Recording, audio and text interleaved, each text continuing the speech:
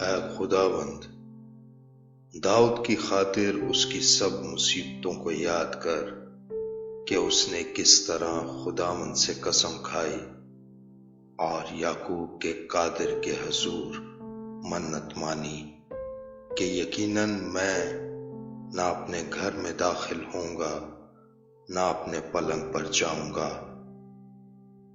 اور نہ اپنی آنکھوں میں نیند نہ اپنی پلکوں میں جھپکی آنے دوں گا جب تک خداوند کے لیے کوئی جگہ اور یعقوب کے قادر کے لیے مسکن نہ ہو۔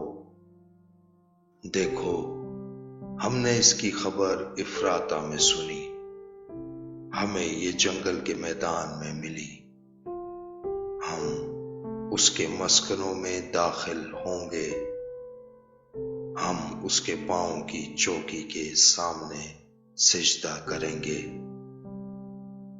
اٹھ اے خداوند، اپنی آرام گاہ میں داخل ہو، تو اور تیری قدرت کا صندوق، تیرے کاہن صداقت سے ملبس ہوں اور تیرے مقدس خوشی کے نعرے ماریں۔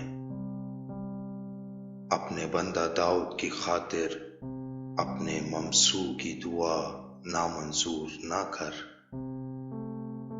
خداوند نے سچائی کے ساتھ داؤد سے قسم کھائی ہے، وہ اس سے پھرنے کا نہیں، کہ میں تیری اولاد میں سے کسی کو تیرے تخت پر بٹھاؤں گا۔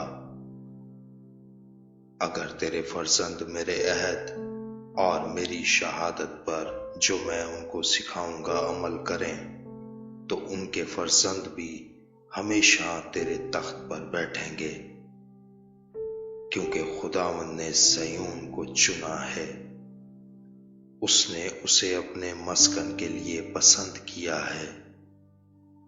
یہ ہمیشہ کے لیے میری آرام گاہ ہے، میں یہیں رہوں گا کیونکہ میں نے اسے پسند کیا ہے۔ میں اس کے رزق میں خوب برکت دوں گا، میں اس کے غریبوں کو روٹی سے سیر کروں گا، اس کے کاہنوں کو بھی میں نجات سے ملبس کروں گا اور اس کے مقدس بلند آواز سے خوشی کے نعرے ماریں گے۔ وہیں میں داؤد کے لیے ایک سینگ نکالوں گا، میں نے اپنے ممسوح کے لیے چراغ تیار کیا ہے۔ میں اس کے دشمنوں کو شرمندگی کا لباس پہناؤں گا، لیکن اس پر اسی کا تاج رونق افروز ہوگا۔ آمین۔